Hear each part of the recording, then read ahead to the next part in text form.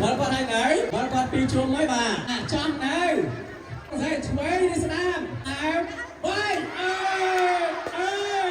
ចាជំរាបសួរបងប្អូននេះគឺសកម្មភាពបងប្អូនក្មួយគាត់រើស្តង់ដែលតម្លើងធ្វើស្តង់លក់ដូរកាលពីមុនចូលឆ្នាំដើម្បីរៀបចំលក់ដូរសង្ក្រានต์ឆ្នាំថ្មីឥឡូវរើវិញបងប្អូនចាហើយបន្ទាប់ពីរើហើយក៏មិនងាយចាប់ដែរបងប្អូនគឺនៅកម្មវិធីនៅលេងធម្មតាលបែងប្រជាប្រិយដូចជាបោះអង្គញ់វាយក្អមមានលោកគ្រូអ្នកគ្រូសិស្សានុសិស្សគឺរួមលេងសប្បាយជុំគ្នាបងប្អូន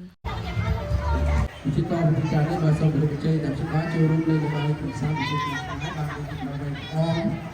បាទបងឃើញលោកជ័យតែហើយប្រជុំបាទទៅតាមស្តង់បាទសម្ពុទ្ធទីម្ចាស់ស្តង់មួយបាទសម្ពុទ្ធរៀបចំស្តង់បន្តដាក់ទៅតាមនៅកន្លែងបាទនេះក៏ស្អាតទៅហើយក៏ស្អាតណាបាទរៀបចំស្តង់នៅទីណាបាទនេះក៏ស្អាតបាទតែសូមលោកជ័យជួយចូលរួមខំបាទអាចជាបាយទៅពេលនេះផ្នែករៀនបាទសូមចូលរួមទាំងអស់គ្នាឥ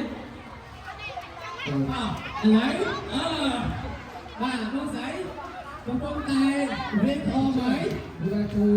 បាទបងស្រីទៅបងមកមុខពេកឆ្លើយស្ដាប់ឆ្លើយឆ្លើយសូមកំណត់ថាមកណាបាទឥឡូវនេះបងស្រីកំពុងតែចាត់ចង់ហើយតើឡើងទេបាយទេបាយបាទ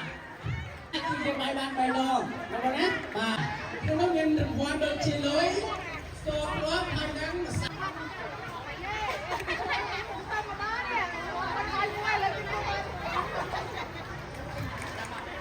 ទឥឡូវសូមណាប់ជាបាទគាត់គាត់ហើយថ្ងៃគាត់ពីជួមហើយបាទហើយគាត់ថយពីជំនាញថយក្រោយបាទណាហើយតាបងស្រីបាទឥឡូវមើលដែរបាទចំនៅចំទាំងអស់គ្នា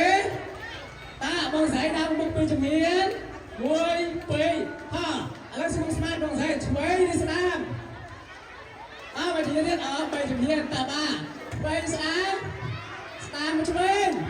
ស្ដាប់បងស្ដាប់មិនណាស្ដាប់អើយចាំហើយបងស្មងស្មាតបងថាចាប់ផ្ដើមបាយ